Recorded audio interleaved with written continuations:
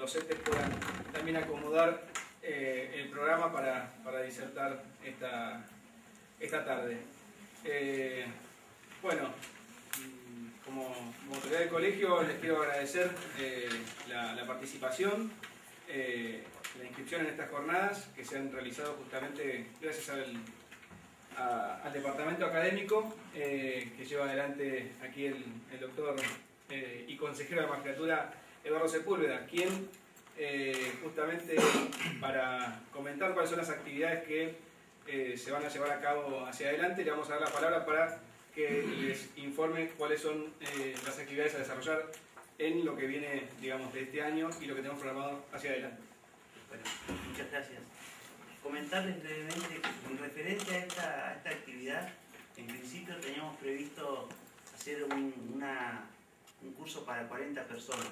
La verdad que las expectativas fueron mucho más allá y se anotaron alrededor de 60 colegas. Entonces, no pudimos incluir más colegas porque el lugar no da y queríamos que todos ustedes estuviesen cómodos. Así los profesores podían interactuar con ustedes.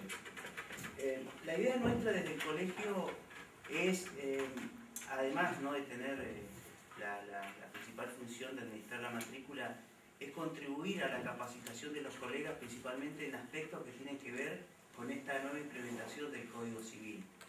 Y se nos ha ocurrido hacer una nutrida actividad variada e integral, y tenemos programado ya para el segundo semestre, porque creemos que ya el semestre está cerrando, actividades que abordan varios temas. Entonces lo queríamos mencionar para que ustedes sepan cómo se viene trabajando, y si surgen alguna otra inquietud las vamos a ir incorporando.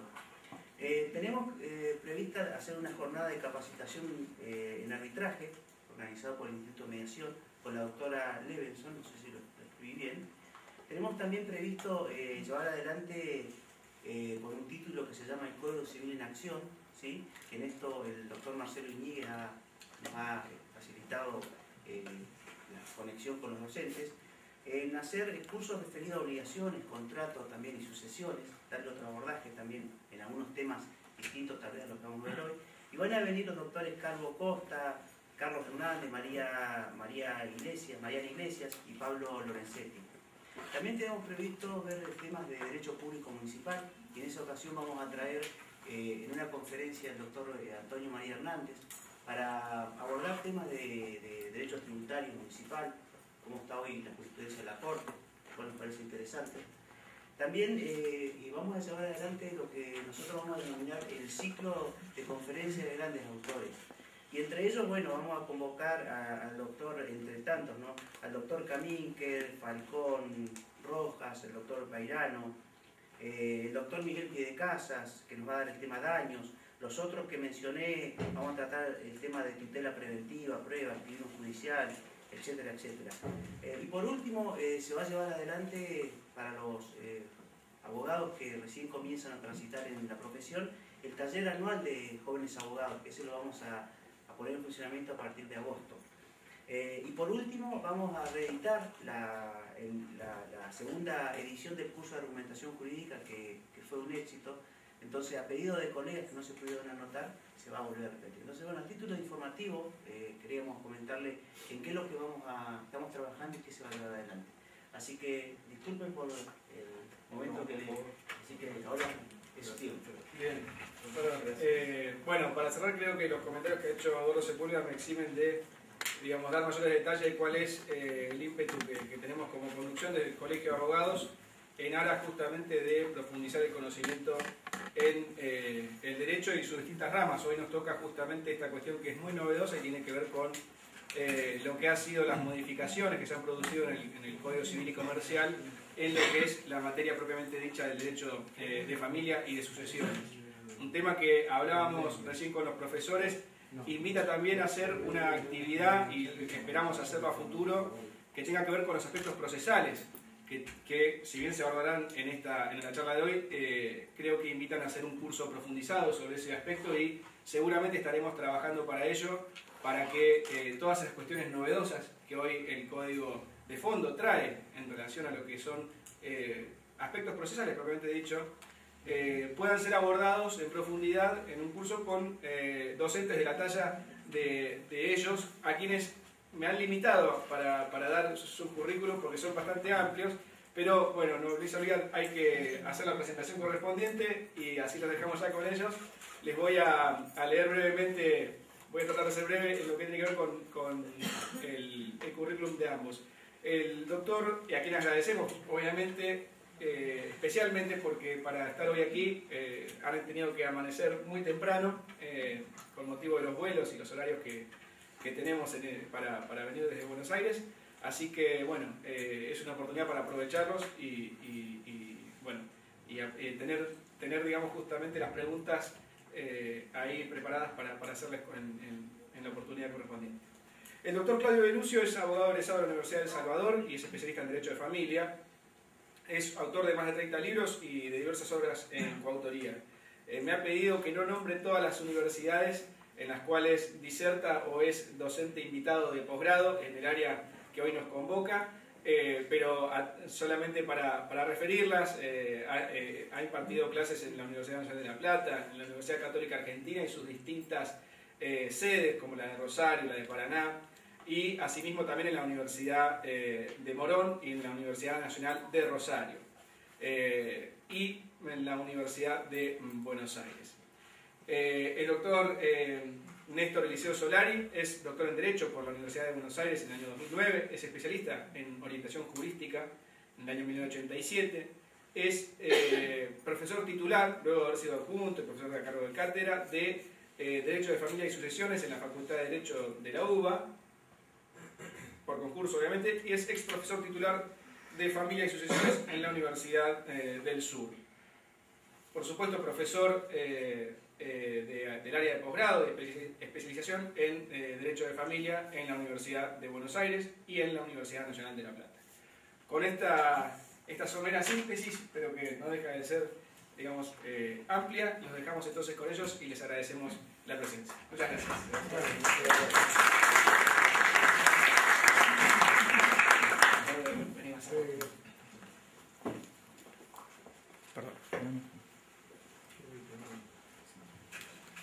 Bueno, agradeciendo también la presencia, la invitación del colegio, la organización y la presencia de ustedes. Sí, ahora, sí. Para tratar algunos aspectos que tienen que ver con la reforma en la parte de familia y sucesiones, tratando de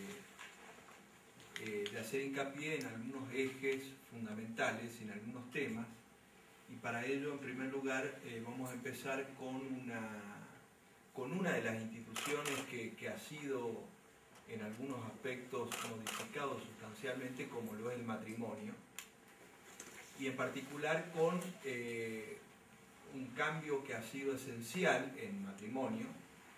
Digamos, cuando hablo de matrimonio, habría que separar, y a los fines que vamos a tratar después, los aspectos, digamos, personales, que serían más enfocados a lo que vamos a ver el divorcio, y los aspectos patrimoniales, que sería el régimen patrimonial.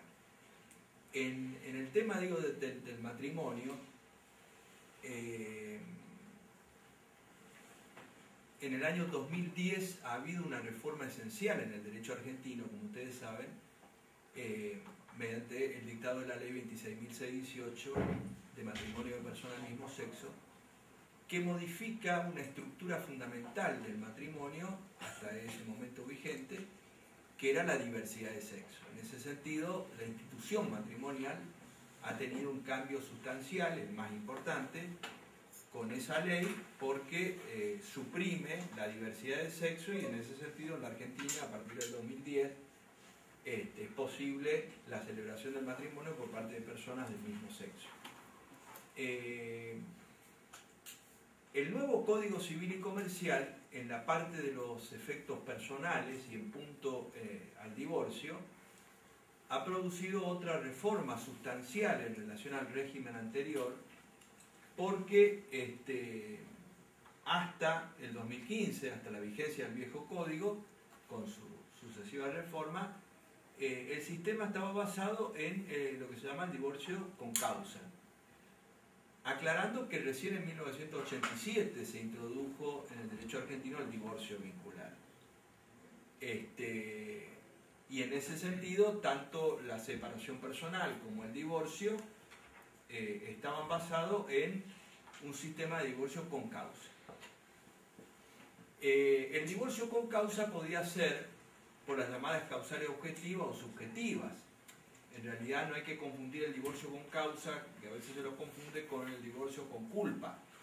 Es decir, en todo caso la culpa es una especie del género, porque en el divorcio con causa está la presentación conjunta de lo que era entonces el 67 bis en la 17711, ya incluida en el derecho argentino, y la 23.515 con el viejo 205 y 215.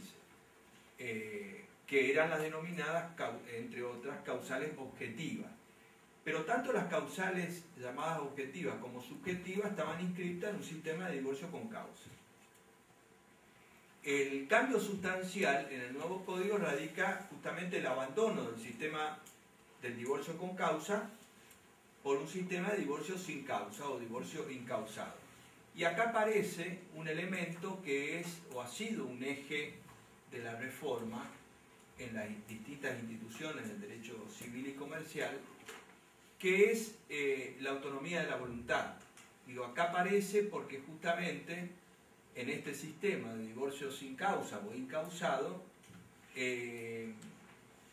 la vigencia del matrimonio estaría dada o mantenida en tanto exista la voluntad común de la duración de ese matrimonio.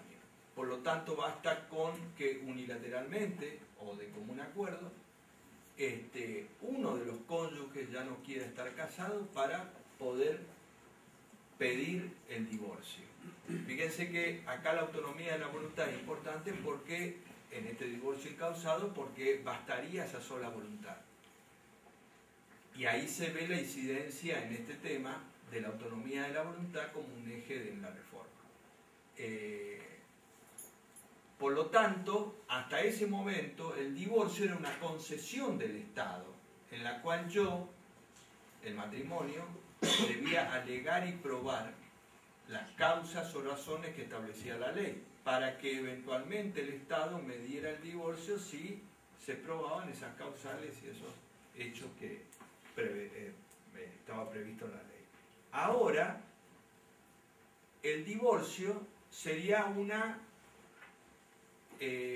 un derecho que se accedería por la sola voluntad de las partes, con lo cual el Estado ya no tendría la facultad eventualmente de rechazarme el divorcio. En ese sentido es un gran avance y está claro esto de la autonomía de la voluntad respecto del régimen anterior, sin tener que someterme a un proceso judicial de las causas, los hechos, etcétera, etcétera, ¿no? Cosa que ya sabemos todo y que es inútil hacer hincapié, digamos, en eso. Esto desde el punto de vista ideológico es muy importante en el avance.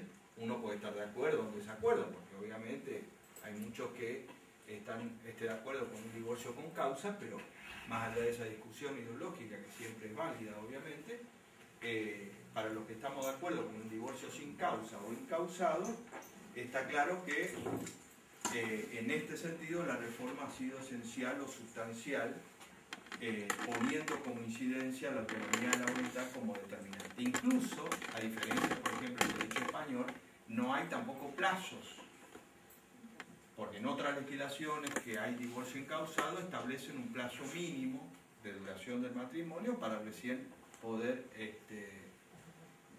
acceder al divorcio. En nuestro derecho está claro que no habría plazos, por lo tanto yo al otro día de casarme podría o estaría habilitado para pedir eventualmente un divorcio si una de las partes no quiere mantener la vigencia de ese matrimonio.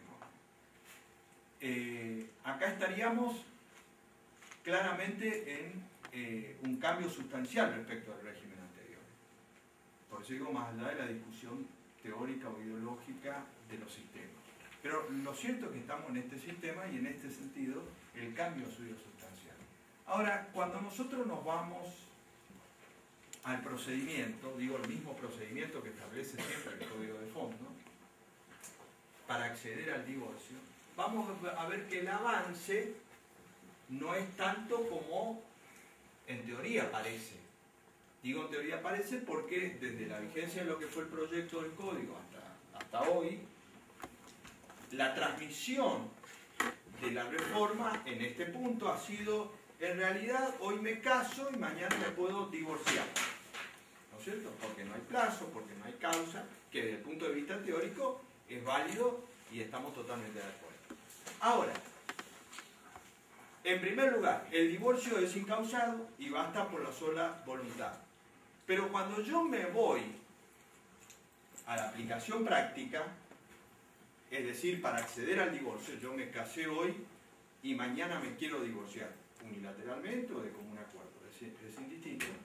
En ese caso, hay ya un primer paso que parece incoherente hasta lo que estamos diciendo acá, porque si el Estado ya no tiene ninguna facultad o ningún control de legalidad respecto al divorcio, para denegar la petición, la primera pregunta de sentido común que podría hacer alguien es ¿por qué tiene que haber un proceso judicial? Y está claro, primer paso o primer obstáculo a esto que estamos diciendo desde el punto de vista de que me caso hoy y me divorcio mañana, está claro que en el nuevo código, para yo acceder al divorcio, tengo que tener una sentencia de divorcio y tengo que inscribirla en el registro civil. Por lo tanto, yo tengo que hacer un proceso judicial de divorcio, sigue siendo el proceso judicial de divorcio, para que el juez me decrete el divorcio, que será inexorable, y esa sentencia yo tengo que llevar a inscribirla en el registro. Entonces, la primera pregunta que uno puede hacer es, ¿por qué no hay un divorcio administrativo? Porque si el Estado no tiene ninguna facultad, el juez en este caso, hoy en el sistema actual, no tiene ninguna facultad para denegarme el divorcio, eso está claro, y por lo tanto el divorcio sale o sale, la pregunta es, ¿para qué yo tengo que hacer un proceso judicial? Para que inexorablemente el juez me tenga que dar una sentencia de divorcio, en ese sentido. Es decir, no hay como en otras legislaciones un divorcio administrativo. Entonces ahí ya pasamos a una dilación de tiempo contraria al sentido común y a la teoría que vimos recién, porque llego otra vez a la pregunta inicial. Me caso hoy, mañana me quiero divorciar. Yo para divorciarme primero tengo que buscar un abogado. Ese abogado tiene que hacer una presentación judicial, un proceso judicial. Entonces, fíjense, ya es imposible que yo, está claro, me divorcie mañana. Lo que yo mañana puedo querer es divorciarme, que es otra cosa. Digo esto porque la gente va a empezar a decir, ¿cómo? La gente va a decir al abogado, ¿cómo? Hay que hacer una presentación y después vamos a ver el tiempo de la presentación. El cliente va a decir, pero si esto es un divorcio sin causa. El sentido común y la lógica dice eso. Ahora, vamos al 438. Porque si uno lee el 437, cuando dice divorcio o legitimación, ahí está claro lo que decíamos en teoría, el avance, porque dice el 437, el nuevo código.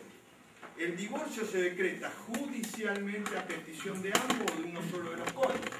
Es decir, que está claro que hoy el proceso de divorcio puede ser iniciado unilateralmente o de común acuerdo. O sea, no hay ninguna diferencia con el anterior en este sentido en cuanto a la legitimación. Puede ser unilateral o de común acuerdo. Y obviamente ya no tengo que alegar causas ni nada. Hasta ahí está. Ahora, el artículo siguiente, fíjense, todo lo que va a decir el artículo siguiente es desvirtuar eso que en teoría parece un avance en cuanto al tiempo y en cuanto al mecanismo, no en cuanto a la irreversibilidad del divorcio, porque está claro que con el nuevo código el divorcio sale o sale, eso no hay ninguna discusión ni hay que plantearlo, digamos, como duda. Ahora, el 438 Dice requisitos y procedimiento del divorcio. Dice el primer párrafo.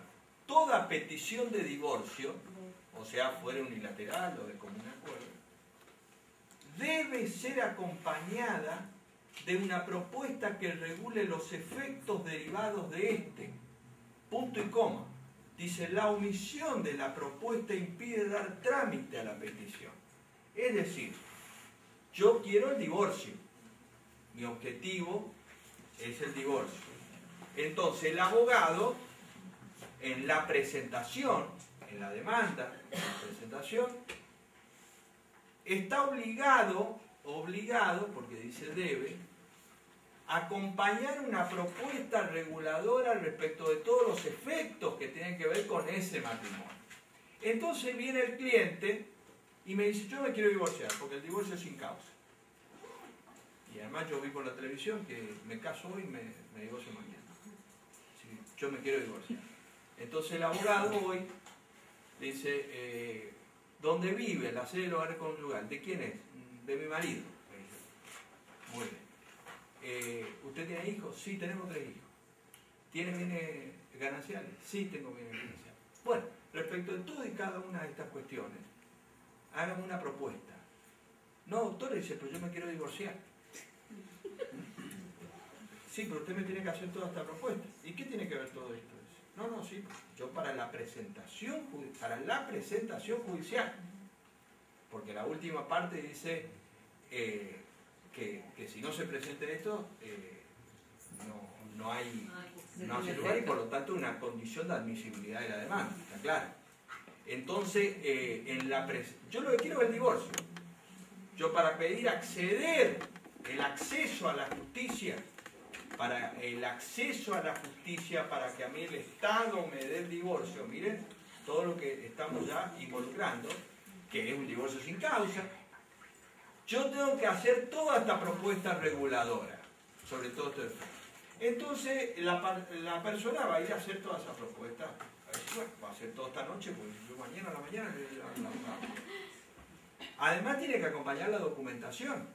Y digo, ¿usted tiene la escritura de esa casa? Y no sé dónde está ahí. Búsquela. Vamos a suponer que tenga todo. Me trae el otro día. Y dice, acá está otro. Y yo le traje todo esto. Yo le hice en un borrador toda esta propuesta. Bueno, esa propuesta yo la tengo que volcar en una demanda. Entonces, ¿qué creen ustedes que le va a decir el abogado? Espere 10 minutos que le redacto atrás. No. Llámeme la semana que viene. Lógicamente, porque eso tiene que darle un encuadre jurídico, tiene que darle juridicidad a eso que dice, porque lo que dice, lo que le trajo el borrador, una expresión de deseo, de lo que ella quiere, muy bien. Entonces ahí ya tiene una dilación de tiempo el abogado, en la cual el cliente al otro día lo llama. Le dice, doctor, ¿ya está el divorcio?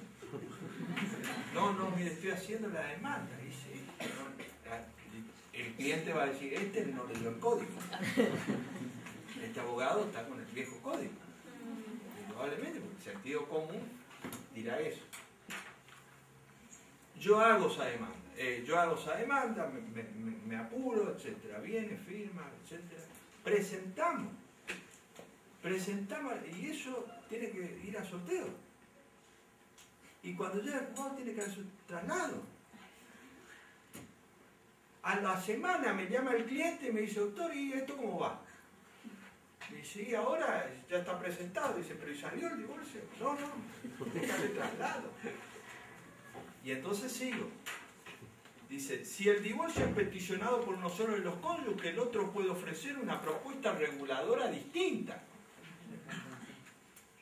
Entonces el otro presentó una propuesta reguladora distinta, en alguno o todos los aspectos.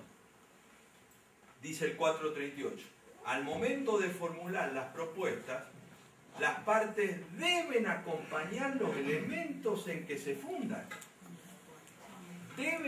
Si hay hijos, sobre las cuestiones respecto de los alimentos, respecto al cuidado personal, etc., deben acompañar los elementos, digamos, en que se fundan. Punto y coma. El juez puede ordenar de oficio o a petición de partes que se incorporen otros elementos que estimen pertinentes. Fíjense todo el tiempo procesal ya que pasó acá.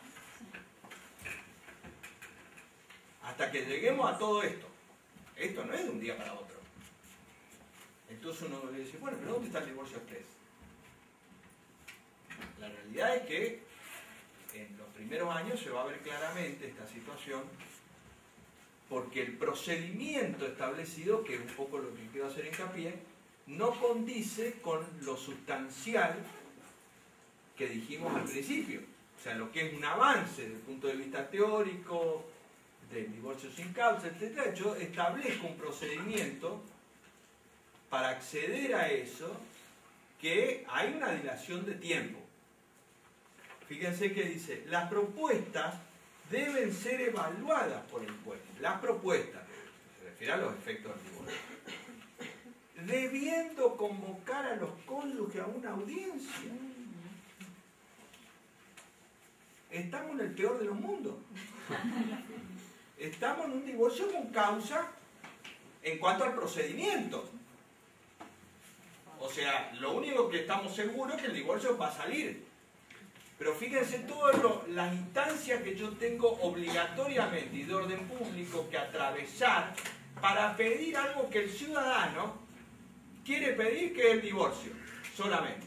Entonces yo, fíjense acá ya, en cuanto al acceso a la justicia, acá ya hay una incompatibilidad en cuanto a lo que la ley me exige de lo que yo debo presentar, porque yo me presento a la justicia para pedir un divorcio solamente, si es que eso, si no acompaño ninguna propuesta, o si no acompañaría ningún convenio, ninguna propuesta. Pero ahí el Estado me dice, usted para empezar el procedimiento y para acceder eventualmente a la sentencia de divorcio, me tiene que acompañar todo esto que tiene que ver con los efectos.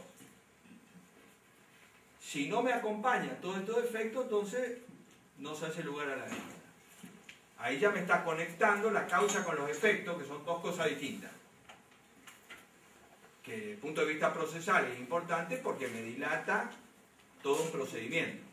Y me obliga a un mecanismo, si no hay acuerdo, innecesario, porque el problema es la palabra debe. Deben acompañar en la propuesta reguladora. ¿Y por qué digo debe?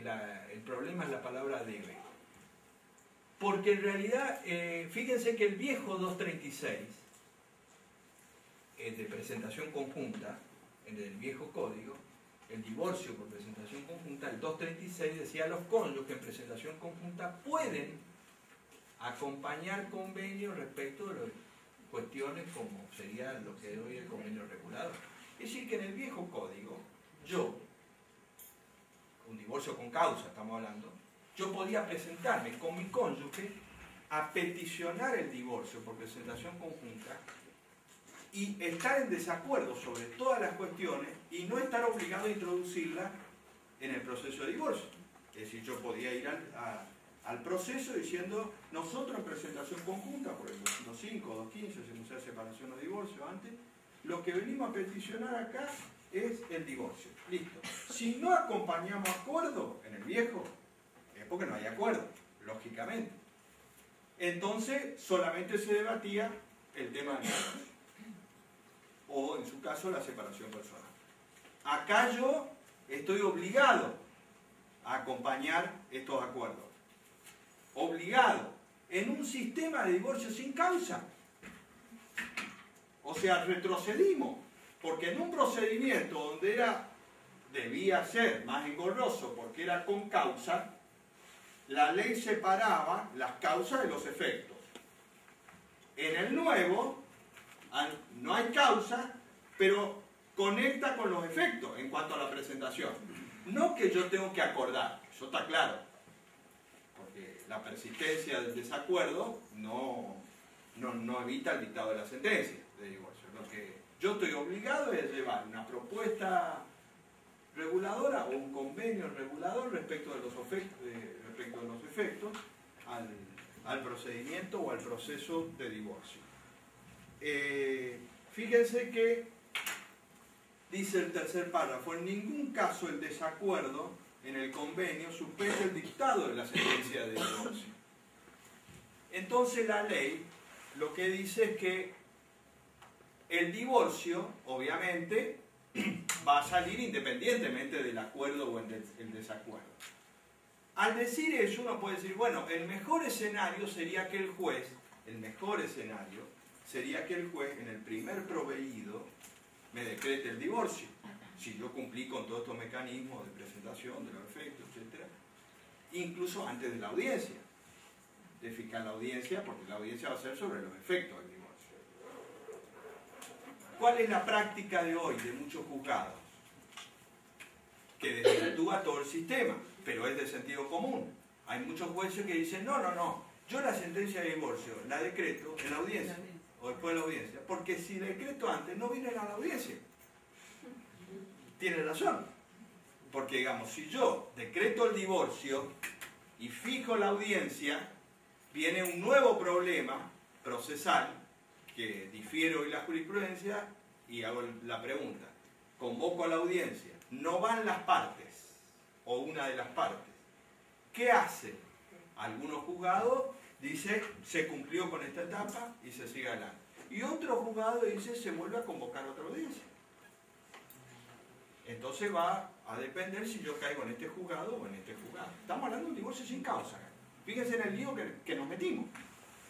Porque estamos en un mecanismo procesal acorde con lo que sería un divorcio con causa. Pero la realidad es que este es el procedimiento establecido por la ley.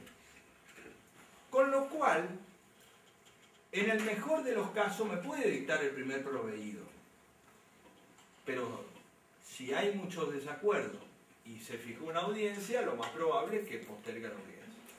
Y la audiencia es, en algunas jurisdicciones, un plazo importante. Porque dice, bueno, la audiencia, venga, de 1 a la mañana, listo. Esperar 2 días más, 3 días más, pero hay audiencias que se convocan a 3 meses. Y dice, doctor, imagínese el cliente, lo llama por teléfono. Y dice, no, este es un problema del juzgado. Vaya a hablar con el juzgado.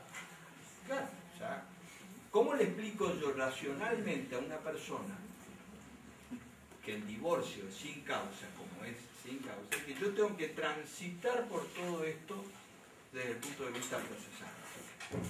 La realidad es que el tiempo va a provocar esta situación de que, ya sea primero por vía jurisprudencial y después por vía legislativa, se adecúe esto. Si es que estamos de acuerdo con el divorcio sin causa. Porque si no decimos, no, volvemos al divorcio con causa. Entonces ya la discusión, como decíamos antes, es otra, es ideológica.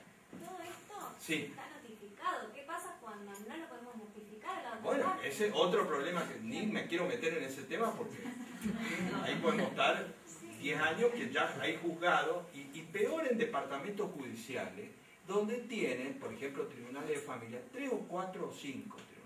Entonces un juez dice una cosa, el otro dice otra y el otro dice otra. Entonces yo tengo que el ciudadano dice, no, si vos mira, si vos te vas a este juzgado, si te caes en este juzgado, vos tenés la sentencia de divorcio enseguida. Y otro dice, no, va a tener que esperar la primera audiencia. Por eso digo, y esto es legítimo y válido, porque va a depender de cada juez, porque lo que dice el artículo es, en ningún caso el desacuerdo en el convenio suspende el dictado de la sentencia de divorcio. Pero no dice en qué etapa procesal yo tengo que dictar el divorcio, que es lo que vale. Porque yo, juez, legalmente puedo dictar en el primer proveído o en el último. Y de hecho hay jueces que esperan después de la sentencia, después de la audiencia. Y entonces estamos en un problema. Porque en el viejo sistema, que era divorcio con causa, había una causal que era separación de hechos sin voluntad de unirse. Y en la separación sin voluntad de unirse, la ley permitía en el viejo 232 la posibilidad, porque la separación de derechos era por un plazo, en este caso para el divorcio, 3 años de separado de derechos. Pero el 232 permitía la confesión. Por lo tanto, si las partes se presentaban y decían, nosotros estamos separados de derechos hace 4 años, en realidad hace un mes que estamos separados de derechos. Y si hace 4 años se le daban los plazos del divorcio, esa confesión implicaba que no se abriera prueba y pasara autos para sentencia. Y era lo que en muchos tribunales, en Capital por ejemplo, en el viejo sistema, por la separación de hechos, se ha decretado el divorcio a los 20 días, que era lo que se decía el divorcio expreso. Si yo aplico esto hoy, tarda más de 20 días. Entonces, desde el discurso es bárbaro, porque todos estamos de acuerdo, el discurso, ahora cuando vamos a bajar a la realidad, nos vamos a encontrar con que el profesional, el juez, primero, el cliente, porque ya el cliente hay que explicarle esto que es bastante irracional, de que siendo sin causa yo tengo que transitar toda una serie de etapas procesales, aunque sea innecesaria, porque digo, no, yo ya hablé con mi cónyuge y me dijo que con los alimentos no está de acuerdo. Yo pido 10.000 y él me quiere dar 3.000. Ya está. No, pero hay que introducirlo. Y hay que ir entonces a la audiencia a ver si arreglan. Después vamos a ver cuál es el efecto de la audiencia. Pero yo tengo que introducirlo de algo que ya sé que no hay acuerdo o que no va a haber acuerdo. Pero lo tengo que introducir en este procedimiento. En ese caso, sí. Le quería preguntar si hay fallos de este planteo que dicen que el régimen actual es más gravoso para las partes. No, en realidad yo tengo una solución. Yo creo que para destrabar esto profesionalmente y el juez de oficio, el 438, cuando dice toda petición de divorcio debe ser acompañada, debe. En realidad, la respuesta a esto es que yo tengo que declarar la inconstitucionalidad del verbo debe por puede. Porque si yo, a petición de parte o de oficio, yo declaro la inconstitucionalidad del verbo debe, dicto sentencia y se cierra el expediente. Porque si acá, lo que las partes, ¿a qué vinieron al proceso? A pedirme el divorcio. Si ellos no me acompañaron a acuerdos, es porque están en desacuerdo sobre otras cuestiones e irán por la vía procesal que corresponda. Justamente la introducción de los convenios o acuerdos, convenio regulador, como se llama ahora, o convenio, como se llama, se introduce en el derecho, en la legislación extranjera, como consecuencia, en el divorcio, como consecuencia de que, como cada una de estas cuestiones tiene un proceso distinto, alimento, atribución de la vivienda, liquidación social conyugal, etcétera, etcétera, en los procesos de divorcio en la legislación extranjera se estableció la facultad de que los cónyuges puedan acompañar acuerdos para aprovechar en ese proceso la homologación y no ir por la vía pertinente. Entonces digo, ya que yo estoy pidiendo el divorcio y estamos de acuerdo en, por ejemplo, establecer una cuota alimentaria, en lugar de hacer el incidente correspondiente a alimentos, acompañamos este acuerdo en el divorcio y el juez homologa y nos evitamos la vía procesal que corresponde. O la liquidación del régimen patrimonial. Nos dividimos, estas 2 casas para vos, estas 2 casas para mí, en el proceso de divorcio, entonces el juez homologa. Es el sentido de los acuerdos. Y es el sentido que había en el viejo sistema. En el nuevo, al ser obligatorio, ya me obliga a mí a traer al proceso cuestiones ajenas al objeto de la litis. Porque el objeto de la litis es el divorcio. Y entonces yo puedo aplicar un principio constitucional diciendo que siendo un divorcio sin causa, que es y que basta la sola autonomía de la voluntad, la ley me exige un procedimiento que me impide a mí el acceso a la justicia, porque me pide otras cosas ajenas al objeto de la ley. O sea, si yo tomo también incluso un principio en derecho procesal cuando habla del acceso a la justicia, y más como derecho constitucional, pueda ser alegado en razón de estas circunstancias. Pero digo, volviendo a esto que decía la solución, yo creo que es la declaración de inconstitucionalidad del verbo debe, porque si yo declaro la inconstitucionalidad del verbo debe, me cambia todo el procedimiento. Porque si yo no acompañé acuerdos, todo eso es ajeno al proceso de divorcio, que es lo que yo quiero definir en este caso a petición de las partes. Yo creo que eso, ya sea pedido de parte o de oficio, es lo que en algún momento se va a dar como evolución, porque si no vamos a volver a un sistema engorroso innecesariamente. Esto tanto para el cliente, que quiere el divorcio, y que el divorcio sin causa, para el profesional, porque el profesional, fíjense, tiene que hacer una demanda, a lo mejor innecesaria, sobre todo estos objetos que no se van a poner de acuerdo, entonces va a obtener el divorcio y resulta que va a trabajar 3 veces más. Y va a cobrar por el divorcio sin causa. Por encima le decís, ¿cómo? Y el cliente además le va a decir, ¿cómo usted me va a cobrar esto si el divorcio es sin causa? Entonces yo establezco un procedimiento engorroso, en ese sentido, innecesario, si hay desacuerdos. Y ni hablar desde el punto de vista de la justicia.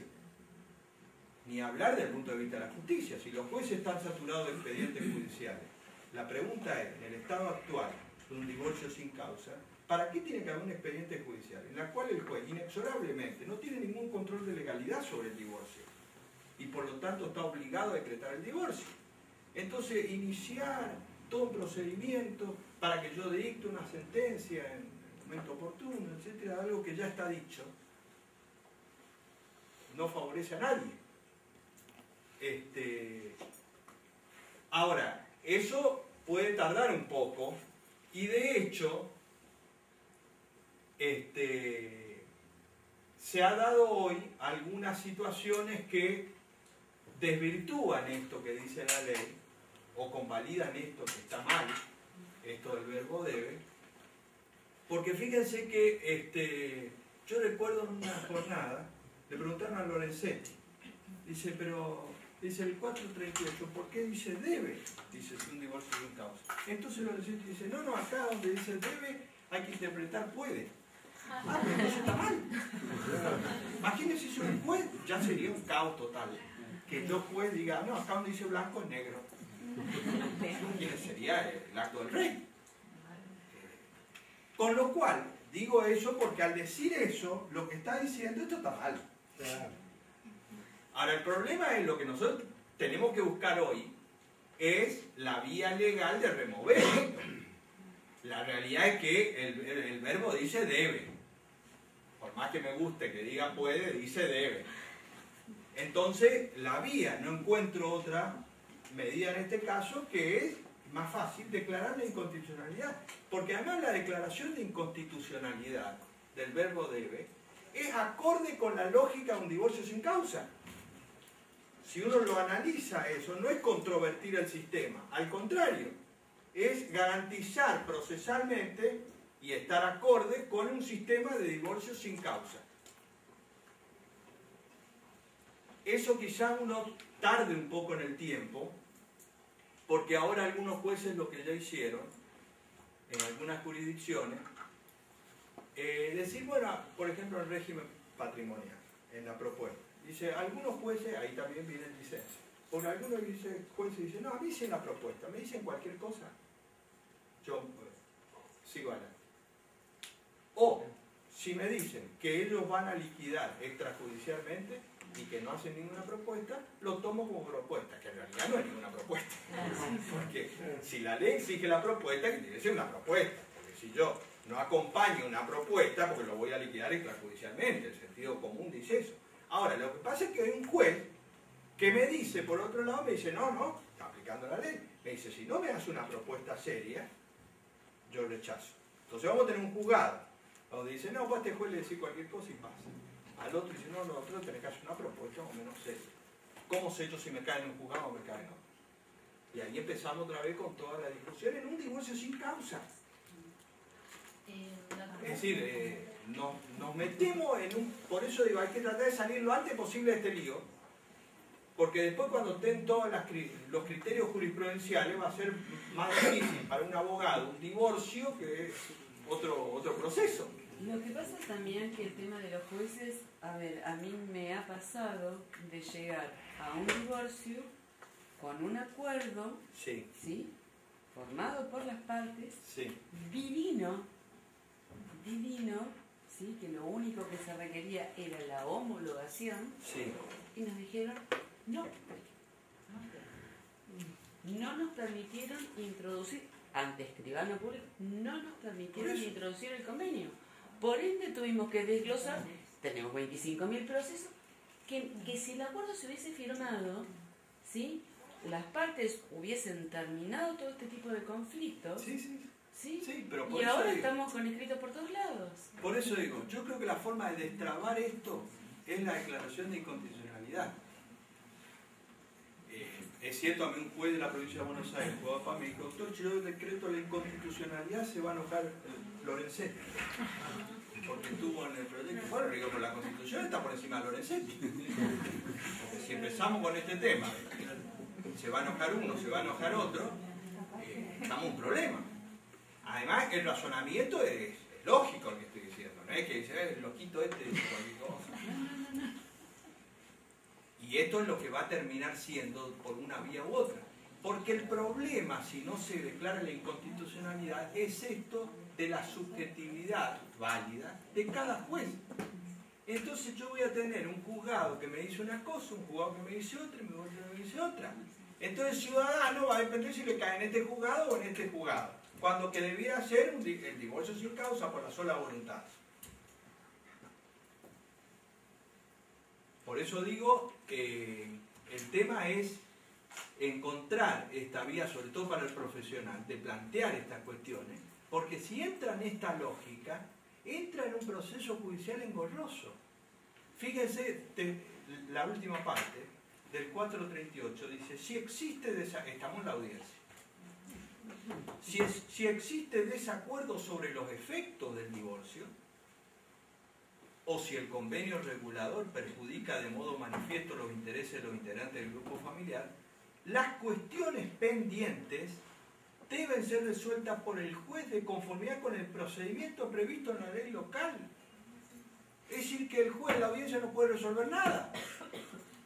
A ver si se entiende. Persiste el desacuerdo. Estamos en un juicio de divorcio y estamos hablando de alimentos. Y si no queremos hablar de alimentos acá, nosotros lo que vinimos a pedir al ciudadano es el divorcio. Y a mí el Estado me obligó a introducir el tema alimentos. Entonces me dice, bueno, vamos a ir a una audiencia a ver si te va a pagar 7 o va a pagar 10. Entonces en este caso persiste el desacuerdo. El juez hace el acta, da por terminado la audiencia y se va por la vía que corresponde. Y se terminó el proceso de divorcio. Entonces digo, el cliente me va a decir, ¿y para qué hasta acá estuvimos esto si no resolvió nada? O sea, no tiene lógica, o mejor dicho, la lógica es un sistema engorroso que es lo que va a dificultar el acceso al divorcio. Por eso acá quiero introducir algo que en los fundamentos, y que yo escuché a algunos autores del proyecto, decir algo que es falso. Es decir, como el divorcio es sin causa, se va a bajar el número de separados de hecho. Es decir, se va a regularizar. Y en realidad esto lo que va a hacer es mantener el número de separados de hecho. Primero porque hay un tiempo y un costo. En los únicos países donde han bajado los números de separados de hecho y han regularizado un divorcio estadísticamente, más allá de la ficción y el deseo, etc., los países que científicamente han establecido esta circunstancia de que se bajó el número de separados de hecho y se regularizó la situación de hecho en el divorcio administrativo, lógicamente, por el costo y el tiempo. Entonces viene el cliente, incluso con el patrocinio letrado, porque el divorcio administrativo en muchos países es con patrocinio letrado. Entonces viene el cliente y me dice, doctor, yo me quiero divorciar. Digo, bueno, mañana a las 10 de la mañana nos encontramos en el registro civil. Yo llevo un escrito, simple, nos vamos a las 10 de la mañana, a las 11 de la mañana, se divorcia. Entonces el cliente está tan contento que me paga lo que yo le digo. Él se va a las 11, fíjense cómo le solucioné el problema. El cliente se va con el divorcio. Eso es más probable que me dé los honorarios que si yo lo tengo llamando por teléfono durante 4 meses, le digo, ya va a salir. Le digo, ya va a salir.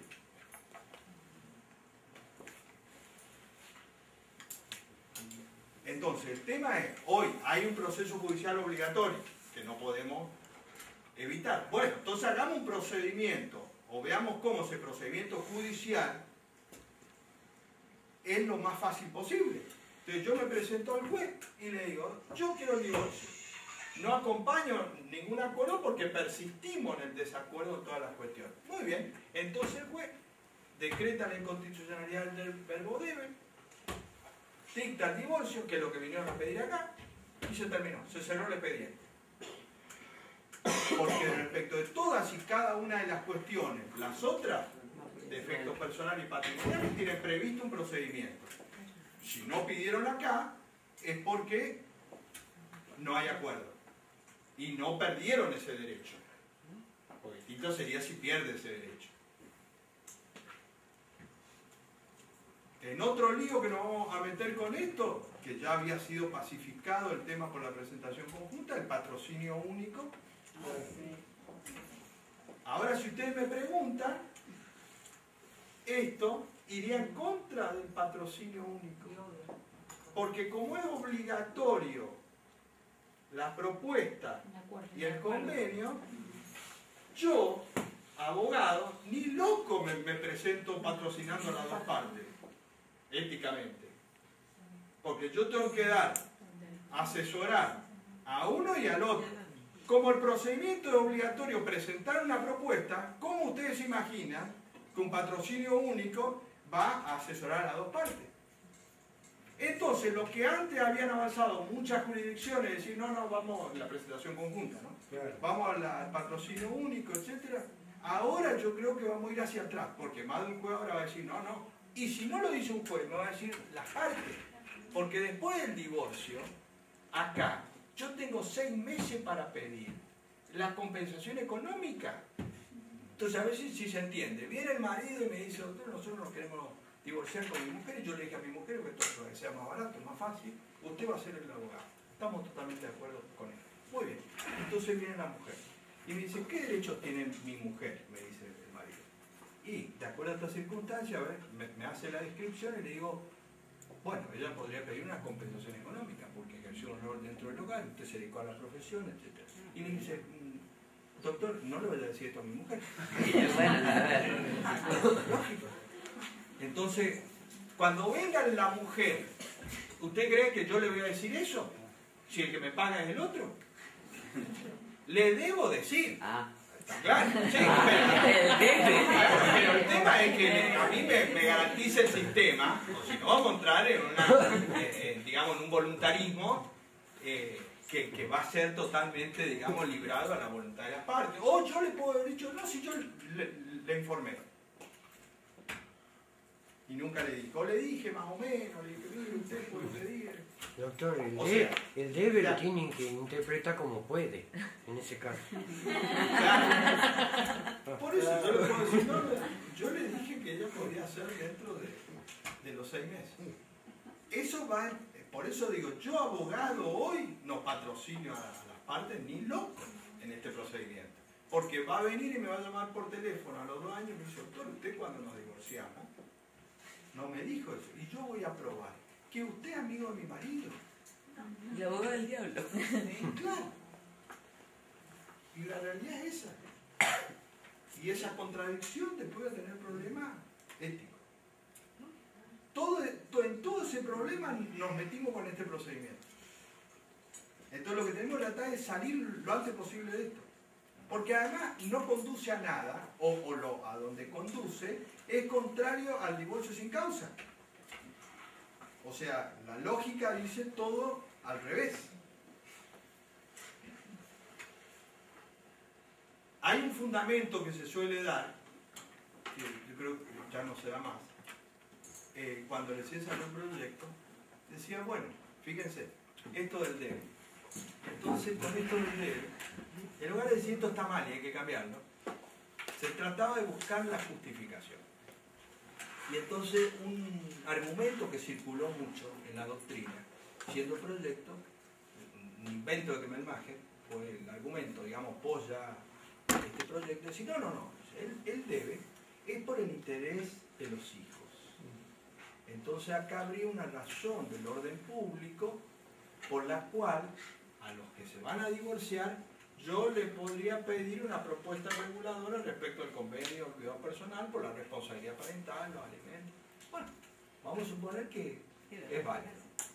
Vamos a suponer que el razonamiento es válido. Entonces, en el interés de los hijos.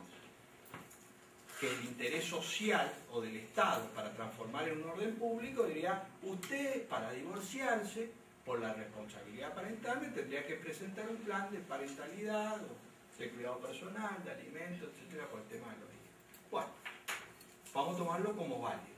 Entonces vamos a la unión convivencial.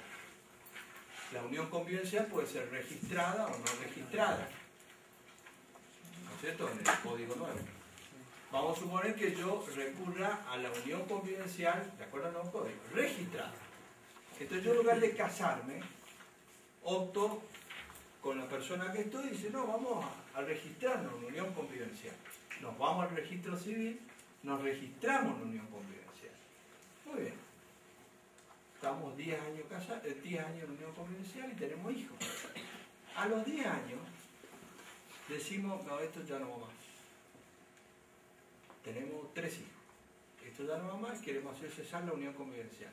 ¿Cómo cesa la unión convivencial? Nos vamos al registro civil. Y decimos en el registro civil, venimos a hacer cesar la unión convivencial. La pregunta es, ¿tenemos que presentar un acuerdo respecto a los hijos? No. Entonces quiere decir que hay hijos privilegiados, que serían los hijos de divorciados. Porque el Estado protegería a los hijos de divorciados y no, estoy hablando de esto del código de la unión convivencial, pero lo hago extensible a todos los otros que tienen hijos. Yo tengo un hijo extramatrimonial, que a lo mejor soy mucho más irresponsable que si me divorcio, porque además lo reconocí a los 3 años, ¿no es cierto? Yo tengo que presentar un plan de parentalidad. Tengo un hijo extramatrimonial, voy a reconocerlo. ¿Tengo que presentar un plan de parentalidad? ¿O cómo le voy a pagar los alimentos? No, a nadie se lo ocurrió aplicar. Estoy en unión convivencial, tengo un hijo, me separo. ¿Tengo que presentar un plan de parentalidad? No. Tengo un hijo, me caso con esa persona, me voy a casar. Cuando voy al registro civil a casarme, ¿tengo que presentar un plan de parentalidad? No. ¿Los alimentos? No. Es decir, en el derecho positivo argentino, el único caso que se le ocurrió al Estado, decir que hay que buscar la responsabilidad parental es respecto de los padres divorciados. Todos los otros hijos que no sean de padres divorciados estarían exentos de esto y por lo tanto habría una discriminación. O sea, es insostenible esto, porque es un argumento de invento para justificar algo que es injustificable esto. Digo porque yo no le he encontrado hasta acá ningún argumento más o menos racional, porque en muchos temas hay argumentos que está de acuerdo, no está de acuerdo, eso, obviamente en todos los temas se presenta.